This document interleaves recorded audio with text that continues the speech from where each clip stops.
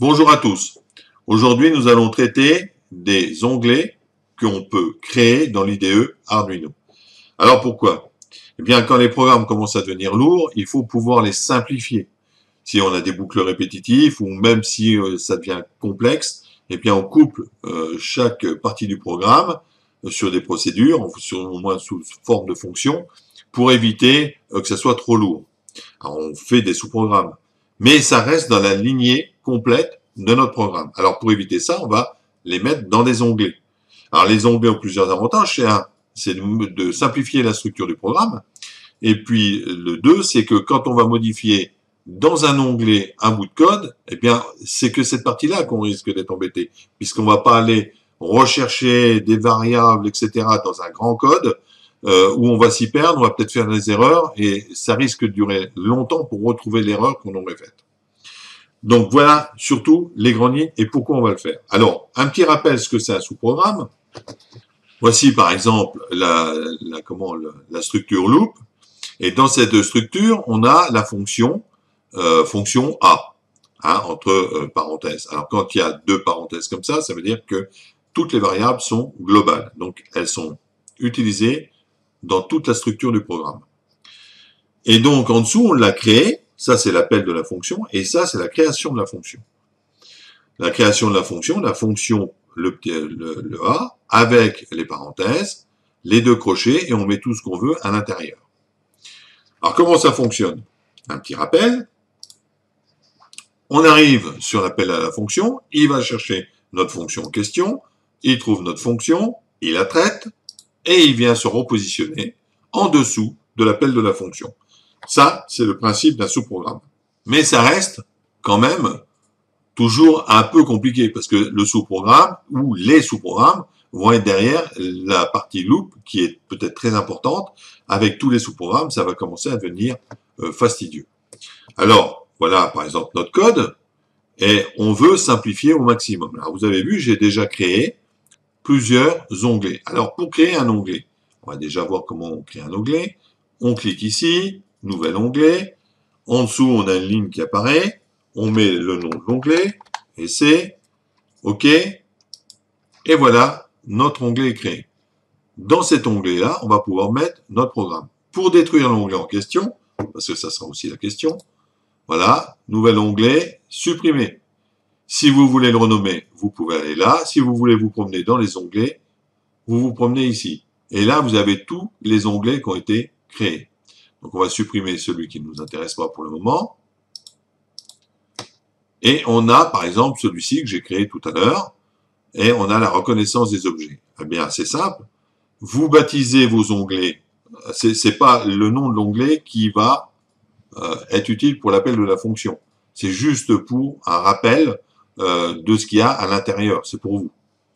Donc, je vais aller chercher mon sous-programme qui traitait de l'information reconnaissance des objets, par exemple. Je vais le recopier ici sur cette partie-là.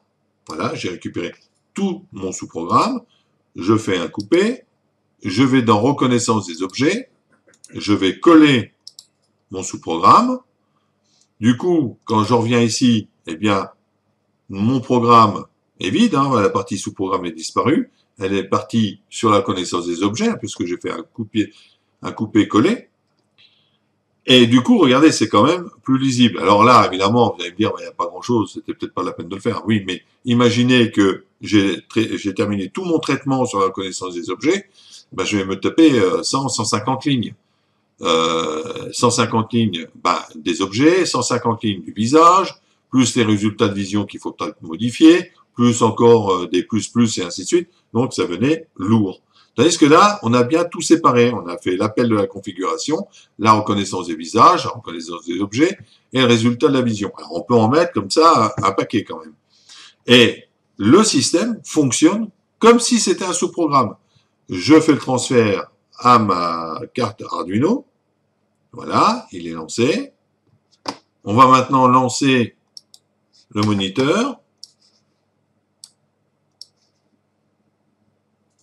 Voilà. Et ça y est, notre programme fonctionne. Alors, on va voir comment. Voilà. On voit bien qu'il y a quand même deux trucs qui bien séparés. Hein. La reconnaissance des objets est activée. Hein, c'est le petit texte que je vous montrerai après. Reconnaissance des visages est activée et ainsi de suite. Si je vais faire apparaître quand même un objet au bout, on va le voir aussitôt qu'il va être dans les visages. Voilà, il a détecté le visage, il est là. Donc on verra après comment on traite. D'ailleurs, je vous invite, j'ai déjà fait un tuto, c'est le tuto numéro 1 sur la caméra SEN 305 qui traite déjà de la reconnaissance faciale. Donc vous aurez l'explication de la partie détection faciale. Donc on voit qu'il envoie la configuration à la caméra, on voit qu'il fait la reconnaissance des visages, dans ce cas-là, il fait le résultat de la vision, il fait toute sa soupe. Ensuite, quand il a terminé ça, il y a une petite tempo. On fait une reconnaissance des objets, il vérifie. Alors on fait avant une configuration, parce qu'on reconfigure la caméra. On fait la reconnaissance des objets, on passe au deuxième sous-programme, et on fait le résultat de la vision. Alors, résultat de la vision, là, c'est encore amusant, parce que on passe, je vais vous montrer, si je reprends dès le démarrage, par exemple ici, on arrive ici, on fait un appel à un sous-programme, procédure de configuration. Donc, on va dans cet onglet-là. On retrouve ici, procédure de configuration. Il traite tout ça. Il vient, il a terminé, hop, il revient, il continue, il arrive dans le loop. Procédure de configuration. Alors là, parce qu'on préfère reconfigurer, parce qu'on va mouliner ici, et pour le moment, c'est ce que j'ai trouvé de mieux pour ce type de caméra. Donc, il va refaire sa procédure de configuration, parce que là, il y aurait eu du traitement autrement. Procédure de configuration, et il va faire la reconnaissance des visages. Donc, procédure, il arrive ici, sur la configuration, il revient sur la ligne de code là, reconnaissance des visages, appel de fonction, il vient venir sur l'onglet là, et regardez bien, il y a un moment, il va appeler à nouveau une fonction. C'est-à-dire que là, on a été ici, on appelle la fonction reconnaissance des objets. Là, dans la reconnaissance des objets, on appelle la fonction résultat de la vision. On traite le résultat de la vision ici. On sort de la résultat de la vision, on va dans la reconnaissance des objets. Et quand on est passé dans la reconnaissance des objets, on retourne à l'essai de chargement de mode. Voilà. Donc ça veut dire qu'on peut aller d'un onglet sur un autre onglet, revenir dans notre onglet et revenir au point de départ. Ça nous permet de bien tout décomposer dans le programme. Alors, comme je vous l'ai dit, on n'a rien fait de compliqué là. Je vous ai expliqué la création d'onglets pour simplifier votre programme. Vous mettez dans chacun des onglets les fonctions qui vous intéressent. Moi, je vous ai montré des exemples avec notre caméra, mais vous pouvez faire, par exemple, si vous aviez un clignotement, je le mets dans un onglet. Par exemple, je travaille sur les servomoteurs, je le mets, ou les calculs de remise à niveau, je les mets dans un autre onglet, et ainsi de suite. Comme ça, vous avez des écrans qui sont moins lourds à gérer, et au moins vous travaillez sur une seule fonction. C'est ça qui est important. Ne pas se perdre du tout. Parce que nombre de développeurs qui commencent à développer, on se retrouve avec 300, 400 lignes, puis il arrive un moment, ça prend la tête, parce que d'aller chercher une ligne de code, si on est bien baigné dedans, ça va, mais au bout de 3 semaines ou 4 semaines, on a oublié plein de choses. Donc là, on peut directement aller dans le module en question. Ça limite quand même la casse, et ça simplifie le code. Voilà.